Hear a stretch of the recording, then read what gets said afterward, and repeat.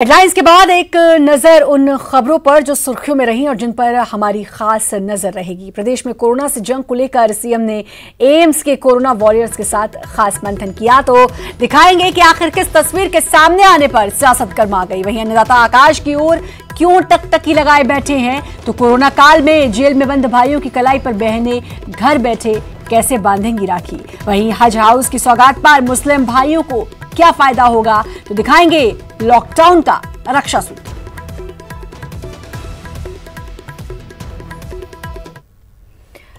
और रायपुर से खबर, जहां राम मंदिर भूमि पूजन पर बाजार खोलने की मांग की गई है। बीजेपी ने सरकार से 5 अगस्त तक बाजार खोलने की मांग की है। 3 अगस्त को रक्षाबंधन के दिन भी बाजार खोलने की बीजेपी ने मांग की है। फिलहाल छत्तीसगढ़ में 6 अगस्त तक लॉकडाउन है। ज्यादा कोरोना संक्रमित जिलों में 6 अगस्त तक लॉकडाउन। कांग्रेस ने बीजेपी पर साधा निशाना, तो बीजेपी मांग कर रही है राम मंदिर के भूमि पूजन का हवाला दिया है और राखी का हवाला दिया है, यानी कि रक्षाबंधन त्योहार का हवाला देते हुए 5 अगस्त तक बाजार खोलने की मांग की है। आपको बता दें 6 अगस्त तक फिलहाल छत्तीसगढ़ में लॉकडाउन चल रहा है। रोजाना कोरोना का कहर बढ़ता जा रहा है, लेकिन इस सब के बीच अब बीजेपी की मांग है कि बाजार खोले जाएं, त्योहार को ध्यान में रखते हुए। और राम मंदिर भूमि पूजन का हवाला दिया है, इसको ध्यान में रखते हुए बाजार खोले जाएं। अवधेश हमारे संवाददाता हमारे साथ जुड़ चुके हैं। अवधेश, कोरोना का कहर लगातार जारी है, लेकिन अब इस पर पहले भी बात हुई थी आपसे मेरी, राजनीति नहीं थमेगी। अब बीजेपी की मांग है कि बाजार खोले जाएं।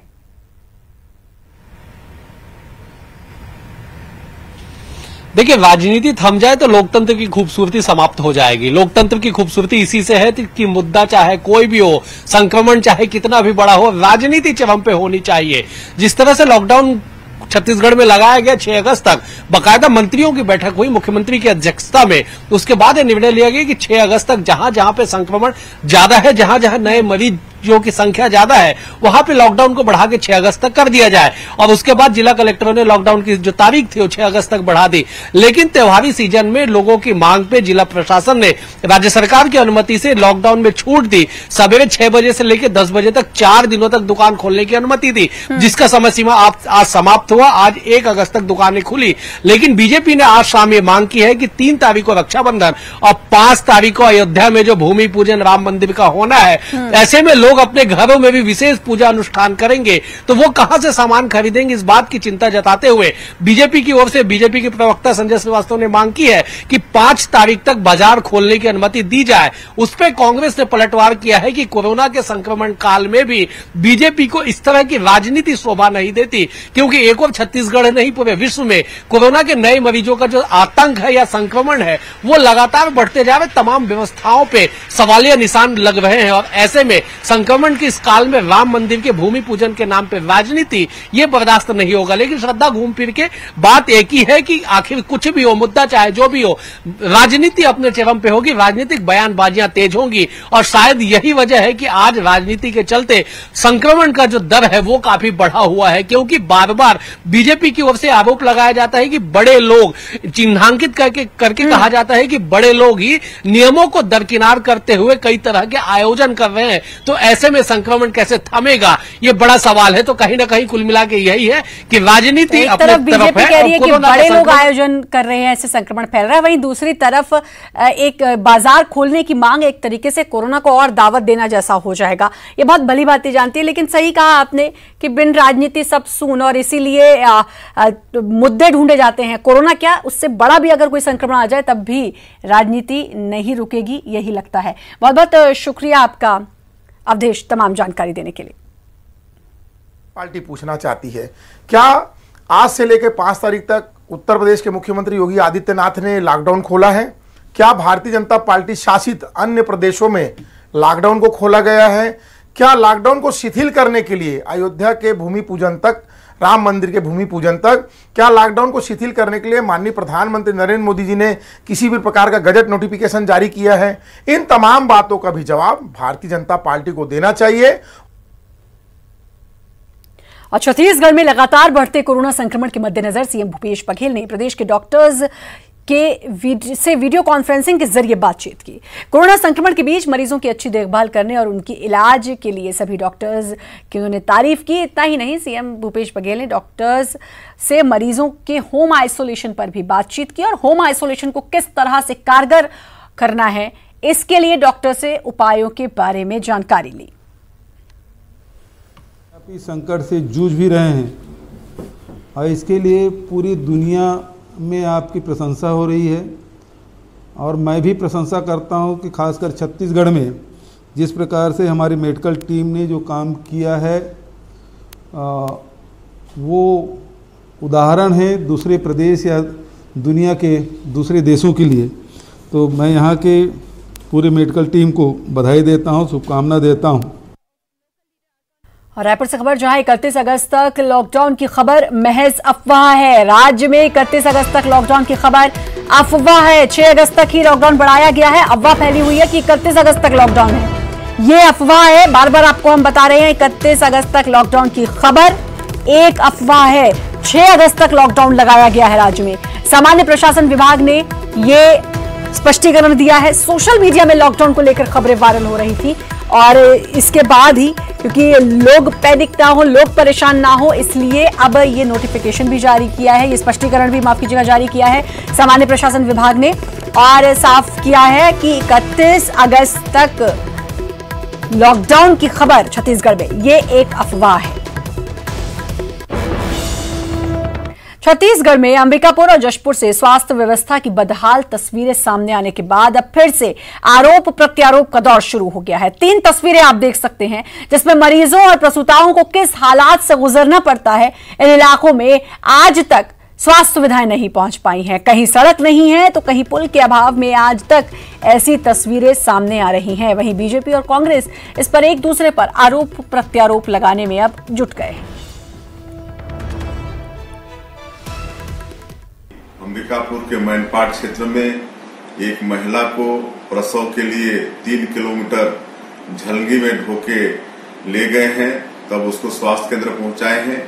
उसी तरह से पिछले समय जशपुर के बगीचा क्षेत्र में एक महिला को इलाज के लिए 108 गाड़ी उपलब्ध नहीं होने पर उसको खाट पर और रात को मसाल के सहारे कई किलोमीटर उसको स्वास्थ्य केंद्र तक पहुंचाए हैं। इस तरह से छत्तीसगढ़ में भूपेश बघेल की सरकार हर मोर्चे पर विफल साबित। स्वास्थ्य केंद्रों में चिकित्सकों की नियुक्ति के लिए विज्ञापन जारी किए हैं, पैरा मेडिकल की नियुक्तियों के लिए विज्ञापन जारी किए हैं और आप देखेंगे कि पिछले 15 साल में जो स्वास्थ्य सेवाओं की अनदेखी की गई थी उस पर सुधार किया जा रहा है और बहुत जल्दी इसके बेहतर प्रचार सामने आएंगे। नक्सलियों के शहीदी सप्ताह का आज 5वां दिन है। शहीदी सप्ताह के बीच गृहमंत्री ताम्रध्वज साहू ने तत्कालीन बीजेपी सरकार पर हमला बोलते हुए कहा कि जब बीजेपी की सरकार प्रदेश में थी तो उनके समय नक्सली ज्यादा वारदातें करते थे, लेकिन भूपेश बघेल की सरकार के 1.5 साल की सरकार के समय नक्सलियों की वारदातें कम हुई हैं। पूर्व के समय में काफी कैजुअल्टी वो लोग कर लिया करते थे, लेकिन अभी माननीय मुख्यमंत्री भूपेश बघेल जी के सरकार बनने के बाद हमारी सरकार में फोर्स ने जो काम किया है उसके तहत इस 1.5 साल में शहीदी सप्ताह के दौरान वो बड़ी कैजुअल्टी या बड़ा घटना कर पाने में असमर्थ रहे हैं। हमारी अपनी तैयारी होती है, हालांकि नक्सली गतिविधियों की जानकारी हम लोग देते नहीं, ये गोपनीय होता है और ये आंकड़ों की बाजीगरी में व्यस्त है। मुझे लगता है कि सरकार को जनता के बीच में आकर ईमानदारी के साथ में ये बताना चाहिए कि वो नक्सल समस्या या नक्सल उन्मूलन के मामले में कितने गंभीर हैं। प्रदेश की जेलों में रक्षाबंधन को लेकर दिशा निर्देश जारी कर दिए गए हैं। इस बार बहनें ई तरीके से जेलों में बंद अपने भाइयों को राखियां बांध सकेंगी। बहनों को जेल में बंद उनके भाइयों से वीडियो कॉलिंग पर और फोन पर बात कराने की सुविधा देने के निर्देश दिए गए हैं। निर्देश इस बार कोरोना के बढ़ते संक्रमण को ध्यान में रखते हुए दिए गए हैं।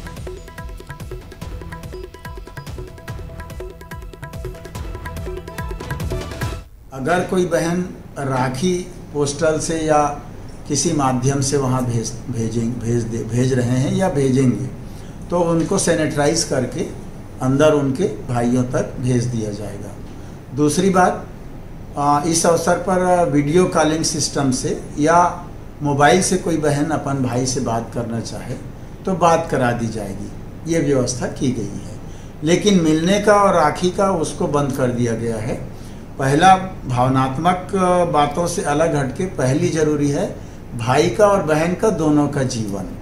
इसलिए इस वर्ष इस प्रकार की व्यवस्थाएं की गई है।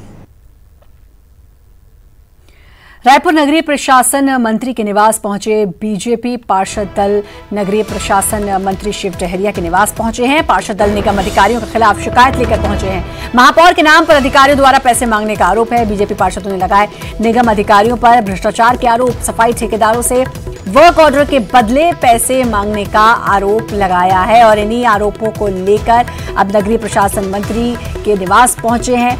बीजेपी पार्षद दल पहुंचा है नगरीय प्रशासन मंत्री शिव डहरिया के निवास और अधिकारियों के खिलाफ शिकायत लेकर पहुंचे हैं। महापौर के नाम पर अधिकारियों द्वारा पैसे मांगने का आरोप। बीजेपी पार्षदों ने लगाए निगम अधिकारियों पर भ्रष्टाचार करने के आरोप। सफाई ठेकेदारों से वर्क ऑर्डर के बदले पैसे मांगने के आरोप लगाए हैं।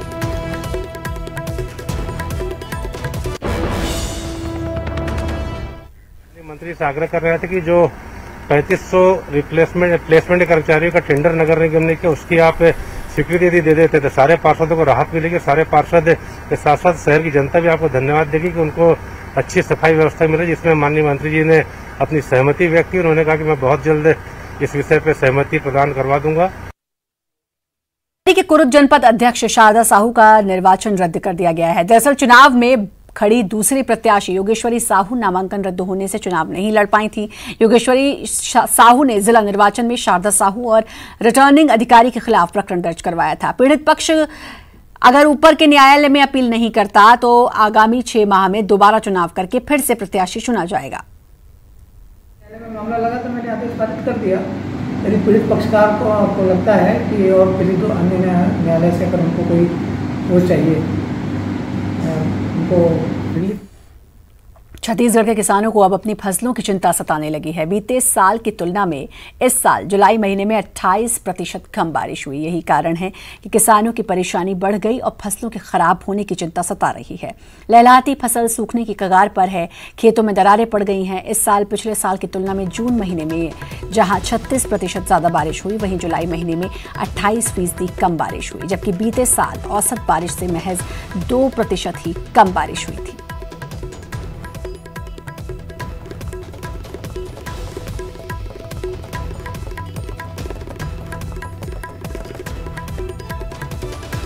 यदि सबसे कम बारिश देखें तो जुलाई महीने में सबसे कम बारिश है वो है राजनांदगांव ज़िले में हुई है। बाकी जो ज़िले हैं उसमें एक ही ज़िला है जहां पर कि 30% ज़्यादा बारिश हुई है। ये है कोंडागांव ज़िला। तो कोंडागांव ज़िला में 30% अधिक बारिश हुई है जुलाई के महीने में, जबकि बाकी जगह में माइनस में चला गया है और सबसे कम बारिश है और राजनांदगांव में जुलाई महीने में दर्ज किए गए हैं।